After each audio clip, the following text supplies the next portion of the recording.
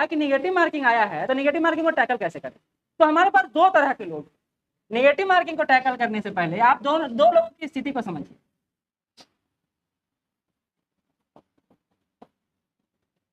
ये इसको कहते हैं साइकोमैन, इसका नाम है साइकोमैन, और इसका नाम है आम आदमी या आम विद्यार्थी। ठीक है, साइकोमैन के साथ इशू ये है कि ये परसेंटाइल बहुत अच्छा डिटेक्ट करता है। परसेंटाइल समझते हैं, मतलब ये जितना क्वेश्चन बनाता है उसमें सही होने की संभावनाएं ज्यादा होती। ये साइको इंसान ऐसे नहीं बनता है, ये प्रैक्टिस में एक्समैन परफेक्ट वाला बात सुने ना, वैसे बनता है। इस साइकोमैन के साथ क्या है, मैंने एक बार उदाहरण दिया था कि एक लड़की ने बोला कि सर हम 108 बना के आए, मेरा नंबर 95 आ रहा है। इनके साथ इशू ये है कि ये डिटेक्ट कर लेते हैं कि हमसे कौन बनेगा और कौन नहीं बनेगा, और उसके आधार पर ये पिक आउट करके चले आते हैं। लेकिन दूसरा है आप लोग, हम लोग, जिसके साथ इरर बहुत ज्यादा है, इरर बहुत ज्यादा है। हम लोग 130 बनाएंगे तो 70 आने में भी हाँफने लगेंगे। कुछ लोग ऐसे लोग हैं जिसमें हम लोग समानता आते हैं, इसमें तो नहीं आते। इसमें वो लोग आते हैं जिनको एकदम पकड़ है क्वेश्चन पे। कुछ लोग हो सकते हैं, तो हम साइको नहीं है, और दुनिया में साइको की संख्या 0.001%, बहुत कम ही लोग। तो हम लोग सब समान इंसान। समान इंसान के साथ प्रॉब्लम क्या है, पहले प्रॉब्लम पे बात करते हैं कि नेगेटिव इतना नंबर ऑफ क्वेश्चन क्यों बढ़ जाता है नेगेटिव।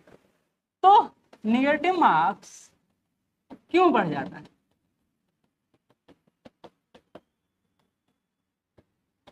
देखिएगा, बता रहे हैं वो सही है या नहीं है, गलत भी हो सकता है। पहला कारण है, पहला रीजन है सिली मिस्टेक। जो अभी बोले अमन कि लगता है घर जाके खुद को पीटे, सिली मिस्टेक। सिली मिस्टेक किसको कहते पता है, हम क्वेश्चन अच्छा से पढ़े ही नहीं, भैया वो पूछ रहा है नहीं और हम हाँ पढ़ के चले आए और आंसर टिक आउट कर दिया। हमने ध्यान ही नहीं दिया कि वो पूछ क्या रहा है। तो सिली मिस्टेक में पहला ये एस्पेक्ट हो सकता है कि हम लोग क्वेश्चन सही से नहीं पढ़े। दूसरा, पिछले बार भी हम लोग यहाँ डिस्कस किए थे, मुख्य कारण पूछता है और हम लोग कारण पर टिक आउट करके चले जाते हैं और कहते सर ये कारण नहीं है, लेकिन आपसे पूछ रहा है क्या, मेन रीजन। यहीं पर असत्य क्वेश्चन का आजकल ट्रू और फॉल्स क्वेश्चन का भरमार हो गया। बीपीएससी 69 में पूरा एक्सपेरिमेंट किया आपके साथ। जहां नहीं आता है क्वेश्चन में लिखा हुआ या असत्य लिखा हुआ आता है, वहां हमारा ब्रेन स्टॉप हो जाता है। एक बार नोटिस कीजिए, क्योंकि आज तक हम सत्य के पीछे भागे हैं, असत्य के पीछे नहीं भागे, और यहाँ हमारा दिमाग इतना उलझ जाता है ना कि टाइम मैनेजमेंट गड़बड़ा जाता है। तो हम लोग छोटा छोटा सिली मिस्टेक और क्वेश्चन के नेचर को नहीं समझते। जैसे पूछ दिया कि भारतीय राष्ट्रीय कांग्रेस की पहली महिला अध्यक्ष कौन है, और हम सरोजिनी नायडू मार के चले आते, क्योंकि हम उतना सोच नहीं पाते हैं। वो तात्कालिक घटना आ गया और हम लोग उसको टिक आउट करके चले आए। जो आप मच कॉन्फिडेंस होकर बनाते हैं उस पर एक बार चेक कर लीजिए, ज्यादा जरूर, क्योंकि हो सकता है क्वेश्चन का तरीका या ट्रिकी तरीका हो, आप फंस गए। तो ये छोटा छोटा, अच्छा देखिए, जहां केवल लिखा रहता है या मुख्यतः लिखा रहता है या एक ही लिखा रहता है, जैसे शब्दों को ध्यान से पढ़ा जाता है। क्योंकि केवल जैसा जो होता है ना कि हाँ केवल यही कारण जिम्मेदार है, बहुत ही कम, रेयर होता है, रेयर होता है, लेकिन वहां हम लगा के चले आते हैं। तो छोटा छोटा मिस्टेक हम लोग खूब करते हैं, इसको कहते हैं सिली मिस्टेक। अगर सिली मिस्टेक को अवॉइड करें, जैसे अभी इन्होंने बोला, तो हम लोग 5 से 10 नंबर जो गलती से गलत होता है उसको सही से कर लें। एक बार घर जाके देखिएगा, सिली मिस्टेक हर टेस्ट में करते हैं हम लोग, हर टेस्ट में। दूसरा मेथड जो नेगेटिव मार्किंग का है उसको कहते हैं फुलिश ट्रैप। ये मेरा दिया हुआ नाम है, फुलिश ट्रैप। ये फुलिश ट्रैप क्या है, तो इसमें कहते हैं रिस्क लेने वाला काम। रिस्क लेने वाला, रिस्क कब लेते हैं, वो अभी सुजीत बता रहे थे, 50-50 एलिमिनेट किए, रिस्क लिए और प्रॉब्लम क्रिएट हो गई कि हमसे बनाए नहीं। रिस्क क्यों ले रहे हैं, एक इंसान एक बार 150 क्वेश्चन पढ़ता है ना, तो 75 से 80 क्वेश्चन तक सही कर सकता है। ये बात समझिए, हमारा दिमाग ये काम करना चाहिए कि अगर 70 से 75, तैयारी क्या किया, अगर 70 से 75 एक बार में सही नहीं किए तो तैयारी फिर क्या हुआ। पहला अटेम्प्ट में अगर 70 से 75 सही नहीं कर रहे हैं तो फिर आपका तैयारी अधूरा है, ये बात समझ लीजिए। क्योंकि 50-50 तैयारी तो कोई भी करता है। हम तो कहते हैं आप 70-80% सिलेबस तैयारी करके जाते हैं, तो 50-50 तो करते ही, वही काम करता है। इसी मेथड को कहते हैं एलिमिनेशन मेथड, जिसका खूब चर्चा होता है। एलिमिनेशन मेथड तब काम करता है जब आपका नॉलेज का लेवल अप हो, डाउन है तो आपका काम नहीं करे। और हम कहते हैं, हम सोचते हैं ना, क्या सोचते, सुनिए, 3 क्वेश्चन में 1 क्वेश्चन, यानी 3 गलत होगा तब एक जाएगा, तो हम कम से कम 2 को सही करिए लेंगे। 50-50 में हम 2 को सही कर ही लेंगे। और ये जो ट्रैप है ना, आपको नंबर ऑफ क्वेश्चन ज्यादा अटेम्प्ट करने को प्रेरित करता है। ये ट्रैप में आप बहुत अच्छे से फंसते हैं, इतना अच्छे से फंसते हैं भैया, ये नहीं तो ये पूरा कैलकुलेट करके दिमाग पूरा रिस्क लेने के लिए आपको एग्री कर देता है। आपने 75 क्वेश्चन सही बना रखा है और आपको पता है हमको बूस्ट करना है 16 नंबर, तो 16 नंबर को बहुत ही स्थिरता से काम करना पड़ेगा, रिस्क उतना ही लेना पड़ेगा जिससे हम इसको ट्रैक कर सके, ऐसा ना हो कि और फंस जाए। तो हमने 75 क्वेश्चन बनाया है और 60 क्वेश्चन और बना दिए। सुनने में 20 क्वेश्चन सही गलत हुआ और 20 क्वेश्चन 40 क्वेश्चन गलत हुआ और 20 क्वेश्चन सही हुआ। यहाँ ट्रैप हुए, पीछे नीचे निकल गए। ये हम लोग अधिकांशतः गलती करते हैं, इसलिए क्या है, इसको मूर्खतापूर्ण व्यवहार करते हैं। तो उसका मेथोडोलॉजी क्या है, तो वो अभी नीचे समझेंगे। तो एक कॉन्सेप्ट ये है कि आप पुलिस ट्रैप में भी फंस सकते हैं, इसको रिस्क लेने वाला कहते हैं। तीसरा जो है, जो समस्या है, ये बताइएगा ये सही है कि नहीं, हो सकता है ये मैं सोचा हूं कि मेरे अनुसार सही है। तीसरा है एग्जाम हॉल का प्रेशर गेम। ये निगेटिव मार्किंग को भी प्रेरित करता है।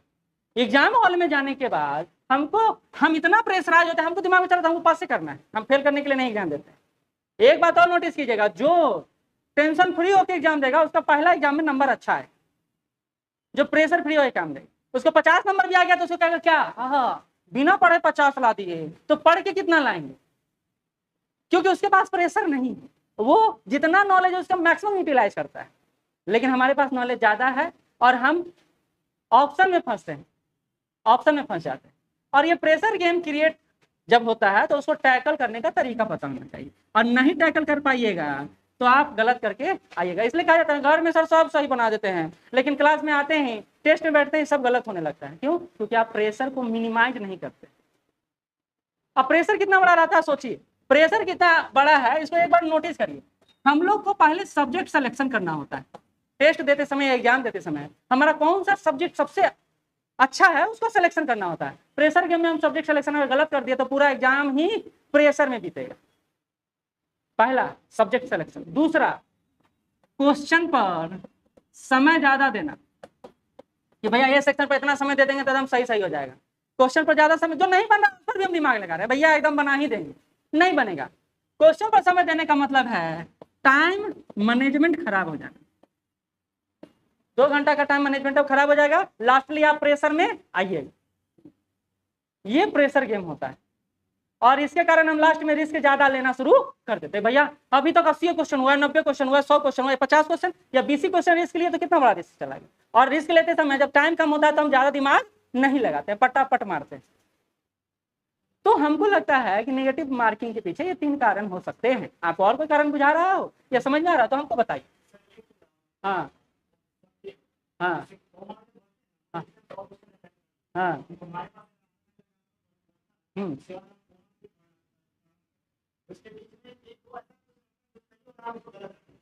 देखिए सारा ये आप एक बात समझिए, टाइम मैनेजमेंट का ही सारा इशू। ओएमआर शीट भरने में 10 मिनट से 15 मिनट लगता है, ये आप मानते हैं? देखिए तो इसी को तो प्रेशर गेम कहते हैं कि पहले हम मार दिए कि भैया ये टिक होगा, पहले मार दिए, लेकिन जब ओएमआर शीट भरने लगते हैं तो हमको लगता है नहीं ये नहीं ई होगा, और ई नहीं ई चक्कर में 1-2 मिनट बर्बाद हो जाता है। तो आप एक बार पहला जो टिक आउट करते हैं क्वेश्चन पेपर में उसी समय सावधानी बरतें और उसके बाद सोचवे नहीं करें, क्योंकि आपके बस का नहीं है। क्योंकि आप अगर दोबारा मार दिया और गलत हो गया ना तो घर जाके माथा पिटने के अलावा कुछ नहीं है। उससे बात करेंगे पहले। हाँ हाँ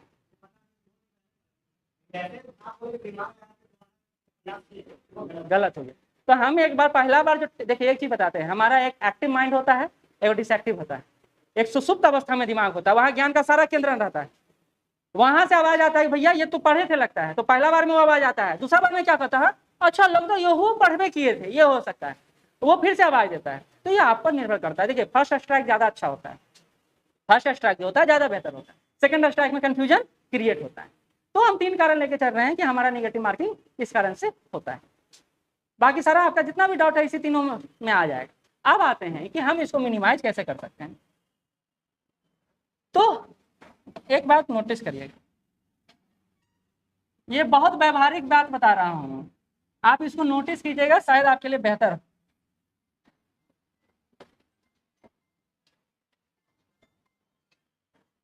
हम क्या करते हैं, देखिए हम क्या करते हैं दिन भर। ये एक स्टूडेंट है, ये क्या करता है दिन भर। पहला देखिए चक्रीय अवधारणा है, इसको समझिएगा।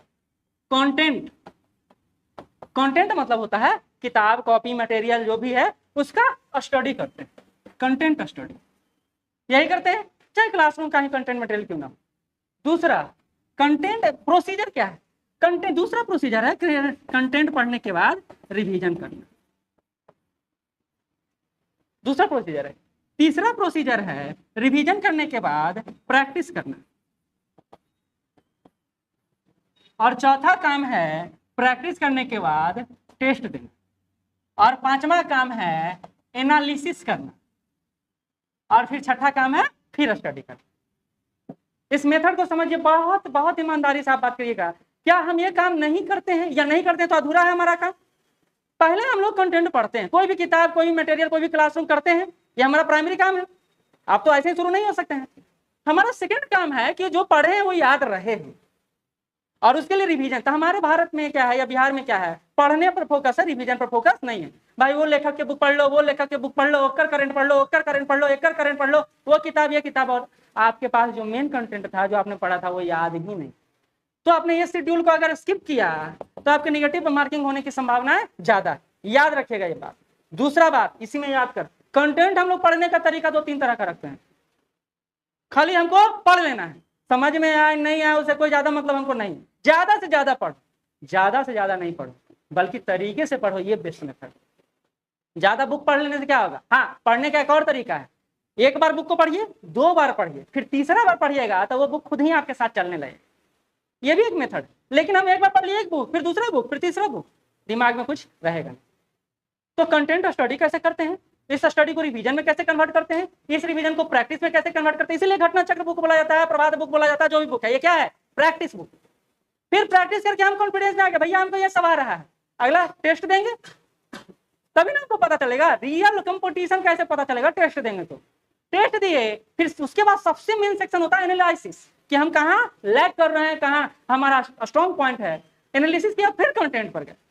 यही ना होगा कि हमारा जहां लैग कर रहा है वहां से फिर से उस कंटेंट पर जाएं। ज्यादा नहीं, अच्छे से पढ़ना है।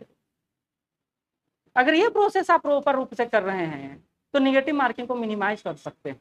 क्योंकि मैंने शुरू में ही बोला, सारा चीजें, चाहे एलिमिनेशन मेथड हो, चाहे रिवर्स मेथड हो, चाहे क्वेश्चन टैकल करना हो या टाइम मैनेजमेंट हो, निर्भर करता है नॉलेज। आपके पास जितना बेहतर नॉलेज है आप उतना अच्छा से टैकल कर पाएंगे। तो ये प्रोसीजर को अगर हम फॉलो करें तो हम लोग नेगेटिव मार्किंग को मिनिमाइज कर सकते हैं। लेकिन हम ये मानते हैं कि आप ये सारा काम करें, एक सेकंड के लिए हम मान लेते हैं कि आप ये सारा काम करें, तब क्या, तब इसके बाद एक अगला स्टेप आता है, क्या करेगा। अगला पेज पे चले,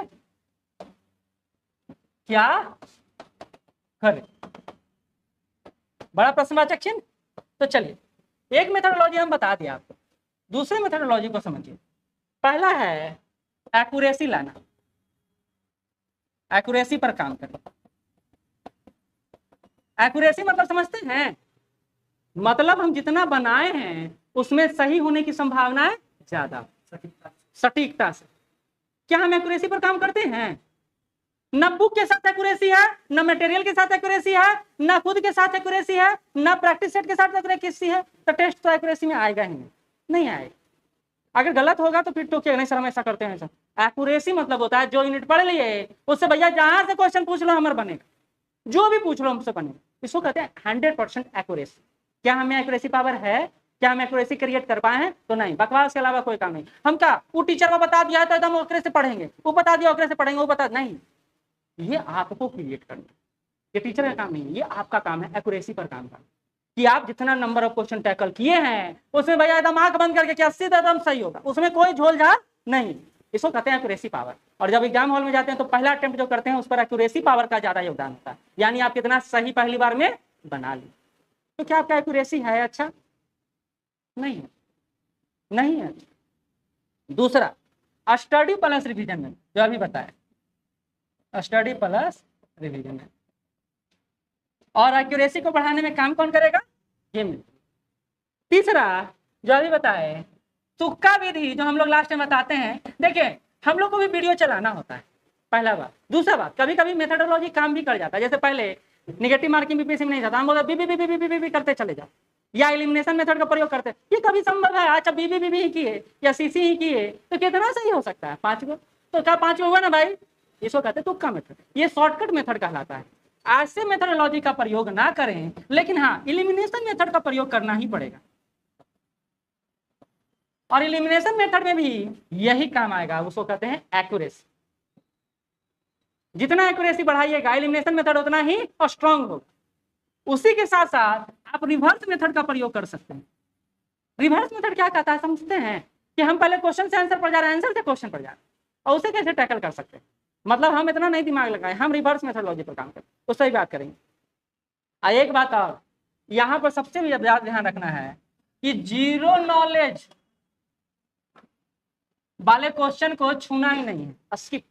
मतलब जहां हमको नॉलेज नहीं है वहां भी दादा दादी वाला कहानी की तरह उसको बना रहे हैं, इस पर काम नहीं करना। तो zero knowledge skip question, risk लेना नहीं है, तुक्का एलिमिनेशन कोई काम नहीं करना है, क्योंकि वो आपके निगेटिव मार्किंग को बढ़ाएगा, घटाएगा नहीं।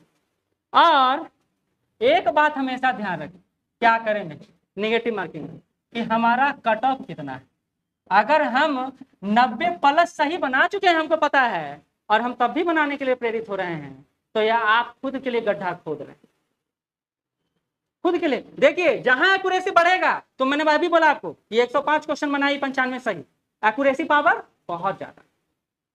आपको पता है ना, हमारे सर एक बोले थे यूपीएससी तैयारी के दरमियान कि बउआ तुमको पता चल गया 65-70 क्वेश्चन तुम सही बना दिए हो, या इसमें 60 क्वेश्चन सही हो जाएगा, तो तुम पेन का नोकिया तोड़ दो भैया। आप नहीं कहना तुम्हारा, क्योंकि यूपीएससी क्वेश्चन या बीपीएससी का आजकल क्या रहा ना, अंदर से गुदगुदाहट, हाँ बन जाएगा। हाँ ये गुदगुदाहट ना आपको नंबर ऑफ क्वेश्चन ज्यादा अटेम्प्ट करने को प्रेरित करता है। आप पेन ही नहीं रखो कि भैया तुम कुछ कर लो, हम उठवे नहीं करें, हाथ ही नहीं उठे। फिर देखिए, तो ये सारा चीज घूम फिर के किस पर आता है? आप पर आता। तो कोई ऐसा चीज नहीं बताया जो नहीं जानते, लेकिन हाँ इसमें आपकी भूमिका ज्यादा है, टीचर की भूमिका कम है, क्योंकि टीचर का काम पढ़ाना और समझाना होता है, बनाना आपका काम। ठीक है, तो ये निगेटिव मार्किंग को लेकर छोटा सा परिचर्चा था। ठीक, ये मेथड हमेशा याद रखिएगा, बहुत काम देगा, बहुत काम देगा।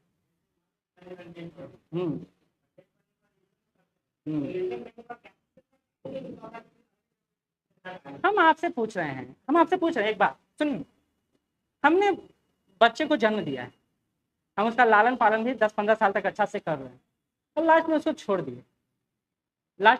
दिए, तो क्या लगता है वो आपके हाथ में आएगा? 15 साल कितना मेहनत किए हैं तो नहीं हाथ में आएगा। आप बोल रहे हैं कि आप जिसके लिए काम कर रहे हैं वही लास्टली काम नहीं कर रहे। अरे हम कह रहे हैं एक्यूरेसी बढ़ाइए। एक्यूरेसी का मतलब होता है कि जितना पढ़ रहे वहां से कोई क्वेश्चन छूटेगा नहीं। अगर एग्जाम में आ गया, अगर पतार में भी जाके दिया तो क्वेश्चन हमको बनेगा, लेकिन नहीं बन रहा, यानी आपका गलती। आप खुद ही अधूरा काम कर रहे हैं, तो पूरा का उम्मीद क्यों कर रहे हैं? आप 2 यूनिट पढ़िए, अच्छा से पढ़िए, तब ना। आप क्या कर रहे हैं पता है? सब क्या कर रहे हैं, ज्यादा से ज्यादा स्टडी, और ये एक्यूरेसी को पूरा 0 कर दे रहा है। आपसे पूछा जाए एक्यूरेसी कितना है, तो आप में 50% भी एक्यूरेसी नहीं। अगर 60 क्वेश्चन सही, 68 क्वेश्चन गलत, यानी एक्यूरेसी 50% से कम। तो 50% से कम एक्यूरेसी में काम चलेगा? सुनिएगा, परसेंटाइल में किसी किसी का 100 परसेंटाइल होता है, यानी एक्यूरेसी पावर उसका 100%, एक भी गलत करने की क्षमता नहीं। कैट में आता है, देखिए कैट का रिजल्ट जब आएगा ना, तो परसेंटाइल के हिसाब से आता है, जय मेंस। तो आप परसेंटाइल देखिए ना, आप अपना परसेंटाइल कितना बढ़ाते, तो आपका परसेंटाइल 50 से कम है, यानी खोट आप में। और बुरा किसको कर रहे हैं? बुक को, टीचर को, कंटेंट को। गलत, आपका तैयारी का तरीका गलत, बाकी सब सही। समझ में आया? बहुत सारा बातें होता है जो हम लोग स्वीकार नहीं करते, लेकिन समय से स्वीकार कर लें तो वो काम हो जाए।